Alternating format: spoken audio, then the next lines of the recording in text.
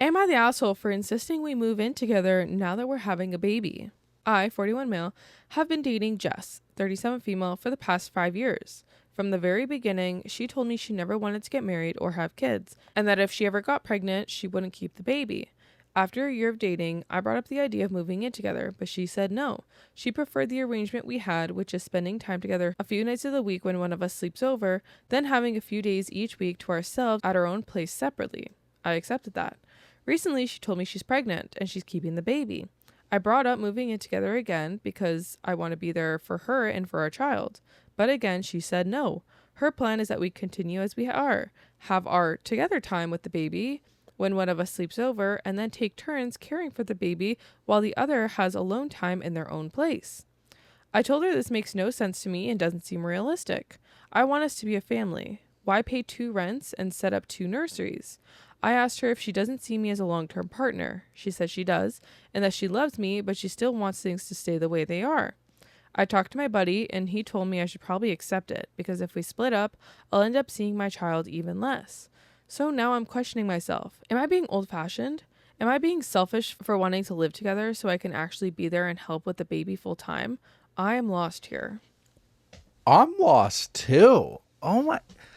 Because, yeah, you would think having a baby, you would want somebody to be there. Bambino. Like, you're going to, from what my sister has told me, you're going to get woken up at 3 a.m.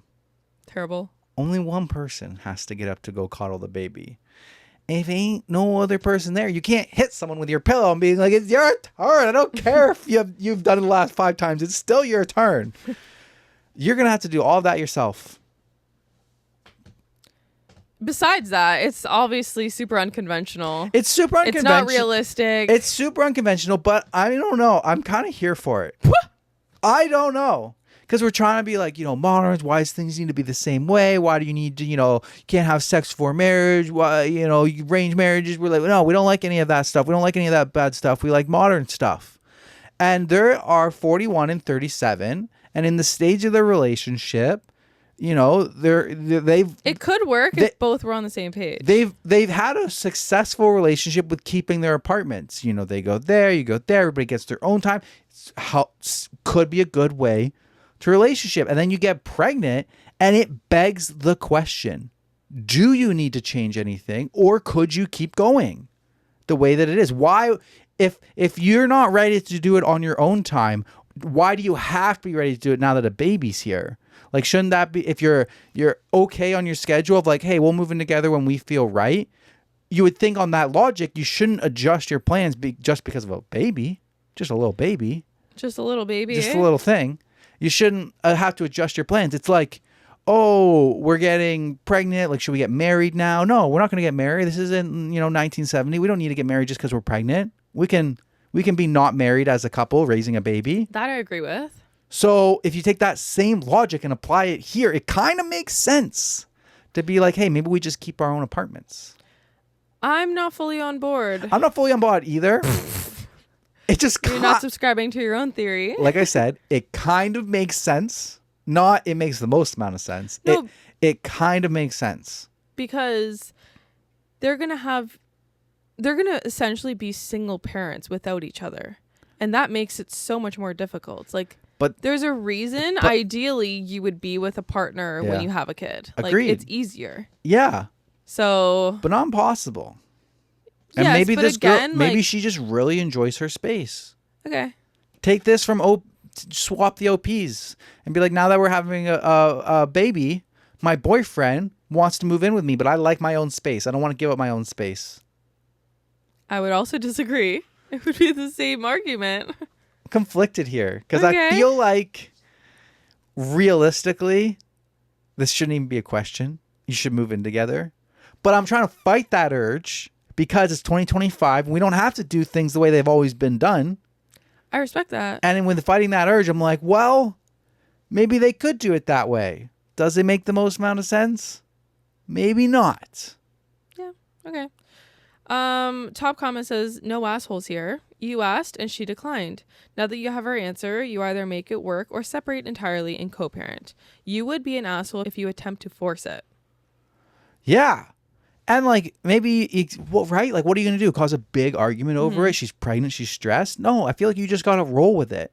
At this point, you just gotta roll with it. And then when she's like, "Oh, I'm so tired. Can you come sleep over and help me tonight or whatever?" And then I do see what he's saying. Is like, we're wasting money paying rent when we could like drop 50%. We could like lose half of my rent, take the other half, put it into us getting a larger place, buying a house or something, more money for the kids' school and future. We're setting up 2 nurseries. We're setting up 2 bedrooms. We're doing all of this stuff. How do you explain also how long is it going to last for? What's the timeline on this? Yeah. Okay, you're having a baby. Let's not make any rash decisions. It makes sense for now. Okay, the baby's born. It's been 3 months. We're doing great. We got a good system here. Tuesday, Wednesdays are at your house. Taco night on Thursdays at my house. We've got a great thing going here. The kid's 6 months old. The kid's 1-year-old. Great things going. Let's not mess anything up. Okay, but like, if we didn't have a kid, we've been dating for 5-7 years here. Shouldn't we be moved in together if we didn't have a kid? And then the kid gets to be like 5. And he's like, "Mommy and Daddy say they love each other, but we had 2 houses." That was where my first thought went. Like, what is this kid going to say at school? Like, my parents are together, but they're acting like they're divorced. Yeah, they're going to be like, "Are your parents divorced? What do you mean your parents have separate houses?" "Nope, my parents love each other, but they're in separate houses." Yeah. Okay. Well, I got your opinion. I got a range of emotions on this one. Yeah. So there's an update. Give it to me. Those of you who called me a man child or said she doesn't want to move in with you because you're a man baby can get bent. For everyone else, thanks for encouraging me to actually get to the bottom of this. I had a serious eye-opening talk with her last night over the phone. I asked her straight up what the real reason was that she didn't want to move in with me. If she needed space, a duplex or a house with a finished basement would have solved that. But she kept giving excuses like, "I like my house better," or "It's more of a privacy thing." So I asked her if there was someone else, if she was seeing someone else on the side. Is she cheating on me? She said it's not cheating because whatever she does on her me days is none of her business. And that was our deal. No questions, no communication on those days. Okay, that's a different kind of relationship. There was not me days that were no talking, no communication on those days. Listen, on Fridays and Saturdays, I'm going black, going dark. Cell phones getting turned off. That's so different. I was honestly shocked. That was supposed to be about alone time, not meeting other guys. She just repeated that what she does on those days is none of my business. So I asked her if the real reason she wanted privacy was to stay close to this guy. Is he the dad? She said he's not the dad. He had a vasectomy years ago. Like, that's supposed to make me feel better. Meanwhile, I've been cooking for her and filling her fridge for those me days, basically helping her see someone else.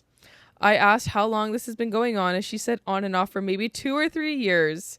And before that, it was another guy. I told her we never agreed to see other people, as she said it's not her fault I misunderstood, and that she clearly said no communication or questions on those days. So I told her we're done. I'm going to see a lawyer, and we need to do a test to make sure the baby is mine. She said all my talk about being there for her during the pregnancy was bullshit, huh? I told her I don't owe her anything anymore. My only responsibility is to the baby if it's mine, and she can ask her other partner to step up. I'm so angry and frustrated. I can't believe I didn't see this coming. I'm distraught. You're like, it's 2025. Fuck the norms. He left something out on the first story. He didn't say, "Listen, we have blackout days. Tuesday, Wednesday, we don't communicate, we don't text, we don't call." You didn't say that. You just said we get some alone days. You didn't say your alone days every week were scheduled for the same day.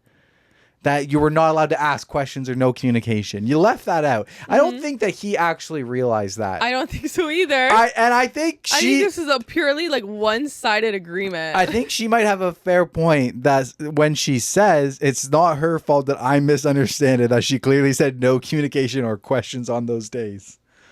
She might have a valid point. I don't think so. I think she's making that up. How do you miscommunicate that? Right? Misunderstand that. That's what I mean. How do you misunderstand? No, but think about it. How do you misunderstand that? I'm just thinking she didn't communicate it that way. Okay, but how? She kind of like... But how do you... was manipulative with her verbiage. Or you would think, like, they're literally black days, like no talking, no communication, no questions. She's like, you knew that. It's not my fault you misunderstood it. It's like she wanted to have an open relationship and she didn't want to say it. She didn't know she was kind of beating she didn't around know the word. Right. Like imagine the awkward conversation in the coffee section of like, oh, like what do we want our relationship being for? And she's trying to section. like in the coffee in a coffee, like the fucking Starbucks. They're in a Starbucks getting coffee in the coffee chairs in the coffee store. The coffee section. I'm imagining they're going around the grocery store with their buggies getting coffee off the shelves. Okay, but they're in a coffee shop. They're having that conversation. They're on their third day, and they're like, "Oh, what do we want about the future? Like, what do we see it?" And she's like, "Well, I want to have a relationship," but she doesn't. She's fumbling on her words of like she doesn't want to say it bluntly, but she's like trying to say it, and it's like an awkward movie scene. And she's like, "Yeah, I think he gets what I mean." Yeah, but that was like 5 years ago. That's on her then. Yeah, but like also. That's still her fault. It's kind of on him. How did he not recognize that they have like blackout days? Oh, how was your day off when you didn't see me? No, you don't ask questions about what I did on Friday. You know the rules. How would those conversations happen? I don't know. Because at some point you would have had to stop asking, babe.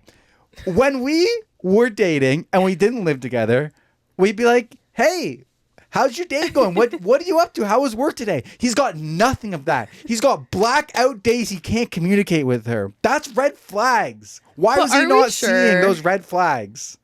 But are we sure that that's how it went? She's just not gaslighting him and us.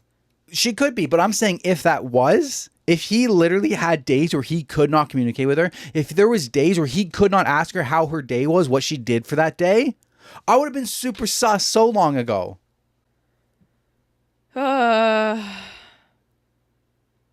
don't know. I'm not saying it's OP's fault, but I got questions that, something's not lining up for me. I got questions.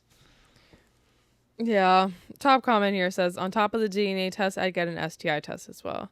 Yep. Someone responded, OP, listen to this, please. She's banging other dudes with zero guilt. Get tested ASAP.